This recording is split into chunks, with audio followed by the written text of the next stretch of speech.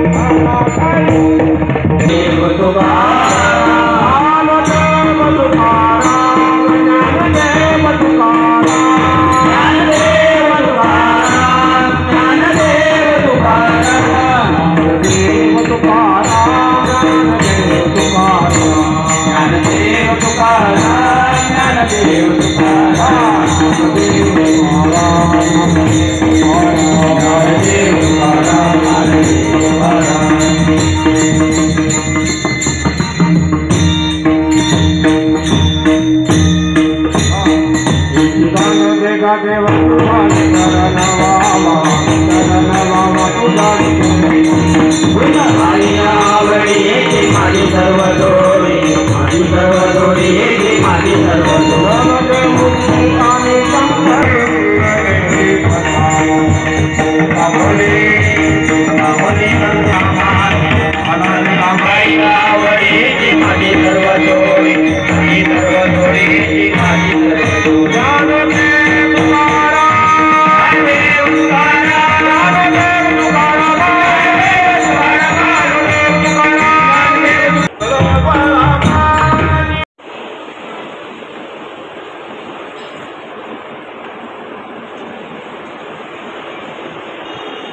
कवरदार रामपणनाथ भगवान की जय।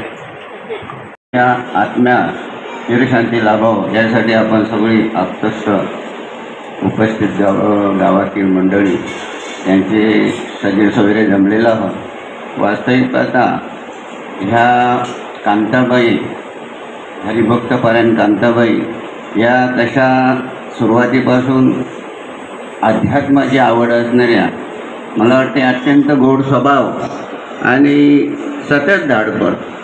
स्वाध्याय म्हटला की त्यांच्या नसनसामध्ये जसं भिनलेलं होतं, अंगामध्ये बोलत असताना रोमांच उभे राहत असत। आणि दादांचं प्रत्येक कार्य किंवा स्वाध्याय परिवाराविषयी त्यांना जी आत्मीयता होती ते जवळ 48 वर्ष त्यांनी या परिवारामध्ये अत्यंत निष्ठेने काम केलेलं आहे। भगवंत सांगतात की माझं जो काम करील त्याचा अंतकाल मी सुखाचा करेल, अंतकालेचे मामेव स्मरण मुक्ता कलेवरम।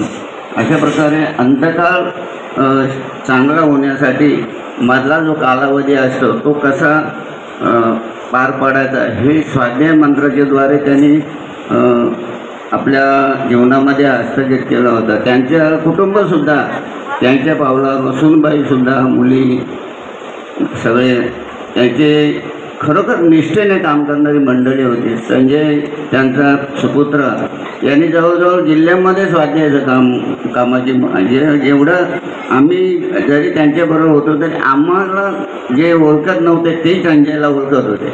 अशा गावागावात अगदी तालुक्यामध्ये संजय स्वतः या स्वाध्याय कार्यामध्ये फिरलेला आहे। परंतु काही काळामध्ये त्यांचं कसं क्षेत्र बदलतं असतं, त्याच्यामुळे राष्ट्रसेवा दलामध्ये त्यांनी भरपूर काम केलेलं आहे। आता मनसेमध्ये तालुका सचिव म्हणून काम करतात। वक्ता दशशास्त्र येतो दाता भवतीनं भाव, तर 10,000मध्ये एखादा वक्ता असावा। त्याच्यामुळे संजयजी हे खरोखर प्रखर वक्ता आहेत। निष्ठेने कसं बोलायचं, काय बोलावं, कुठल्या प्रसंगी काय बोलावं। आता मधल्या काळामध्ये आमच्या शेतकरी उन्नती मंडळाचे अध्यक्ष राजू पटेल यांचा त्यांनी सत्कार ठेवला होता, तेव्हाही त्यांनी भरपूर काम केलेलं होतं। त्यांची सहकारी राष्ट्रसेवा दलाचे म्हटलं की साने गुरुजी मोठे मुळा गोरे, मधुदंडवती अशी थोर मंडळी या सेवेमध्ये त्यांनी काम। राष्ट्रसेवा दल म्हणजे राष्ट्राची सेवा करणारी मंडळी 1924 पासून 1942 नंतर अनेकांनी नवीन 1953मध्ये 48मध्ये सुद्धा एकाने कर्नाटकमध्ये ही राष्ट्रसेवा दल मधल्या काळ म्हणजे सुरुवातीला राष्ट्र सेविका दल होता। 1924मध्ये कुलकर्णी नावाची मॅडम होती। खरं सांगायचं झालं तर त्यांचे सुपुत्र संजय पांडुरंग पाटील हे धडाडीचे कार्यकर्ते, त्यांच्या राष्ट्रसेवा दलामध्ये सुद्धा आवर्जून कार्य आहे। तसंच ते मनसेचे सक्रिय कार्यकर्ते आहेत, त्याचबरोबर ते आपल्या गावचे उपसरपंचसुद्धा आहेत। अशा या सुपुत्राला जन्म देणारी आई खरंच धन्य असायला हवी। कांताबाई पांडुरंग पाटील या माझ्या आईच्या मैत्रिणी होत्या। त्या माझ्या आईला बाय म्हणायच्या। आणि बाय मी कधी भेटलो ते काकींना विचारायचो, काकी कशी आहेस? काकी सांगायची, अरे बाला कबीर, तुझ्या आईची फार आठवण येते। आणि त्याच्यामुळं माझ्या आईच्या स्मृतीला उजाला मिळत होते। त्याही गेल्या, माझ्या आईची स्मृती उजाला देणारी ती काकी गेली, मी तिला आवर्जून काकी म्हणत असे। स्वाध्याय परिवारामध्ये त्यांनी जेव्हा ते सुरू केलं आणि त्या स्वाध्यायामध्ये खरंच रममाण झाल्या होत्या। दत्ता गरज म्हणा आता चर्चा झाली होती, तेव्हा सांगितले की कांताबाई पांडुरंग पाटील यांचं रामरक्ष हे तोंडपाठ होतं आणि भगवद्गीतेचे जेव्हा ते श्लोक बोलले जायचे किंवा अध्याय बोलले जायचे त्याच्यात ती आवर्जून भाग घेत असेल। भावभक्ती आणि भावफेरी याच्यामध्ये त्यांनी आवर्जून काम केलेलं आहे। अशा या मातोश्री खरंच एकदम मृत्यू समाजाची बोलणारी बाई आणि अशिक्षित होती, पण एवढे त्यांचं स्वाध्याय याच्यावर प्रेम होतं की त्याने खरंच स्वाध्यायासाठी भरपूर कार्य केलेलं आहे। पाटील कुटुंबाला या दुःखात बल देव ईश्वरचरणी प्रार्थना मी माझ्या घरच कुटुंबातर्फे तसेच कोपर ग्रामस्थातर्फे त्यांना भावपूर्ण श्रद्धांजली वाहतो। कांताबाई म्हणजे आमच्या आत्या, ज्या आत्या त्यांनी भगवंत काम निरपेक्ष आणि निस्वार्थपणे इतकं काम केलेलं आहे की त्याची प्रचिती मला जेव्हा त्यांच्या मैथावर मी गेलो स्मशानभूमीवर तेव्हा आले. कारण त्यांचा चेहरा बघून मी खुश झालो. म्हणजे मला आनंद वाटला की खरोखर देवाचं काम करणारा जो आहे त्याच्या चेहऱ्यावरचं तेज जे आहे ना ते कधीच कमी होत नाही. अंत भावने सांगितलं अंतकालेचे मामेव स्मरण मुक्त्वा कलेवरम. असं म्हणजे देवाचं काम जे आहे ना, जसं रामाच्या पेक्षा रामाचं नाव मोठं आहे, रामाच्या नावापेक्षा रामाचं काम मोठं आहे. आणि म्हणून ही समज महापुरुषांनी दादाजींनी आमच्या आत्याला किंवा पूर्ण स्वाध्याय परिवाराला दिल्यामुळे आज संपूर्ण स्वाध्याय परिवार विश्वभरामध्ये भावपिरीच्या माध्यमातून, भक्तिपिरीच्या माध्यमातून, व्रतीच्या माध्यमातून गावोगाव निरपेक्ष निस्वार्थपणे भगवंताचे, गीतेचे, वेदांचे, उपनिषदांचे विचार घेऊन फिरत आहे. आज विचार केला तर आपण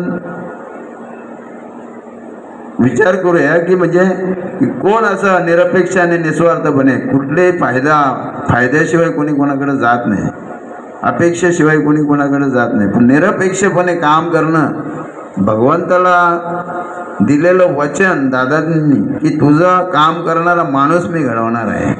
आणि हरिभक्त पारायण कांताबाई पांडुरंग पाटील यांच्या आज शोकसभेनिमित्त आपण सर्वजण हजर आहोत. ह्या मातेबद्दल सांगायचं झालं तर त्यांच्या घरी गेल्यानंतर त्यांचा जो स्वभाव आहे त्या स्वभावाने बाळा बस चहा घे.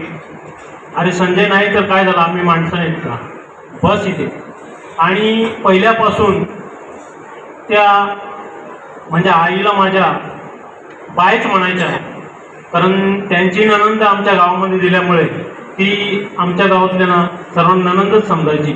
आणि त्या दृष्टिकोनातून तिचा जो भाव होता तो भाव हा प्रत्येकाला व्यवस्थितरित्या सांभाळायची.